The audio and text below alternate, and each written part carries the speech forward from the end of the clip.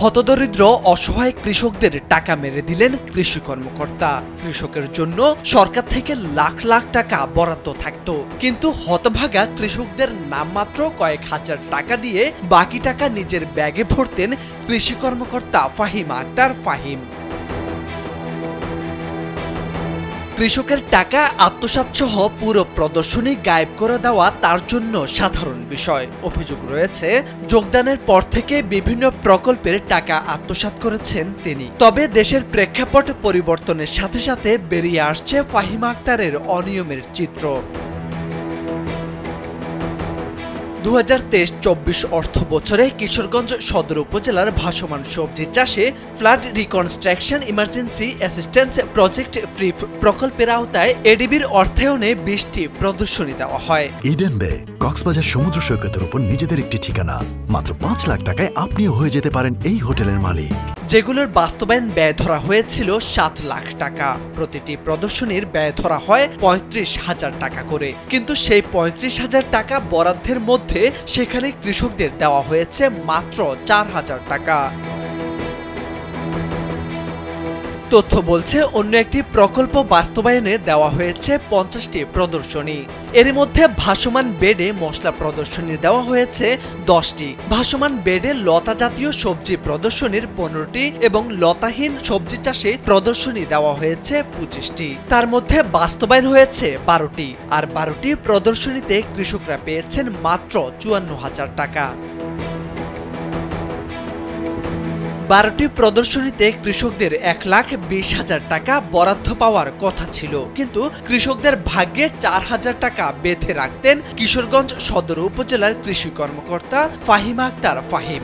অনেক কৃষকই এসবের বিষয় কিছুই জানতেন না।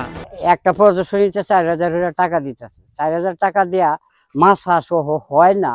এরপরে আমরা যেহেতু কইরে অভ্যস্ত করণ লাগে। 24টা বেড করছি, 24টার মধ্যে 4টে হলো আপনার ময়মনসিংহ প্রকল্প, আর এই এনএডিবির হইল আপনার 20টা। এর মধ্যে পাইছি আমরা 20,000 আর হইলো 3,000, 23,000 টাকা। নামের মাঝে করলে এটা আমরা ফসিলটা হয় যখন এটা আমরা মনের মাঝে আনন্দ হয়, হ্যাঁ আমরা দেখে উৎসাহিত দেয় যে অত টাকা দিলে আমরা কাছে আরো একটু ভালো লাগে, যে আমরাকে যে প্রদর্শনী দিছে প্রদর্শনী টাকাটি দিয়ে দিছে, যে আমরা কাছে আরো একটু ভালো লাগছে আসি। এই যে যেমন বাঁশ সুতা এসব আমরা আমাদের টাকা কিনি। তবে এসব অভিযোগে মানতে নারাজ সদর উপজেলার কৃষি কর্মকর্তা। জানান, প্রদর্শনী বাস্তবায়ন সহ কৃষকদের সব ধরনের সহযোগিতা দেওয়া হচ্ছে। কৃষকদের ন্যায্য অধিকার খর্ব করার কোনো অধিকার নেই তার। কিংবা অনেক সময় ভুল বলে ফেলে, আবার পেলেও অনেক কৃষকরা তো আসলে মাটির মানুষ, তারা হয়তো বা সাংবাদিক কিংবা মিডিয়া দেখলে মানে করতে চায় যে আমরা যদি আরেকটু বেশি বলি তাহলে সাংবাদিক ভাইদের মিডিয়ার মাধ্যমে আমরা একটু বেশি বরাদ্দ পাবো, সেই আশায় হয়তো বা তারা এটা বলে। কিন্তু এখানে কৃষকদের ন্যায্য অধিকার খর্ব করার কোনো ক্ষমতা, কোনো অধিকার আমাদের নেই, এবং আমরা সর্বোচ্চ চেষ্টা করি কৃষকদের যেন সমস্ত সুবিধা পায়। এদিকে অভিযোগকে মিথ্যা বলে দাবি করছেন জেলা কৃষি কর্মকর্তা। প্রদর্শনীগুলো চলমান প্রক্রিয়া জানিয়ে তিনি বলেন, তাদের সব উপকরণ বুঝিয়ে দেওয়া হবে। অনিয়ম পাওয়া গেলে বিভাগীয় ব্যবস্থা নেওয়ারও আশ্বাস দিয়েছেন এই কর্মকর্তা। দীর্ঘ সময় নিয়ে কিন্তু প্রদর্শনী বাস্তবায়ন করা হয়, সবগুলি উপকরণ পায় নাই। এটা চলমান প্রক্রিয়া, এবং আমি উপজেলা কৃষি অফিসারের সাথে কথা বলেছি, সমস্ত উপকরণগুলি যথাযথভাবে কৃষকরা পাবে।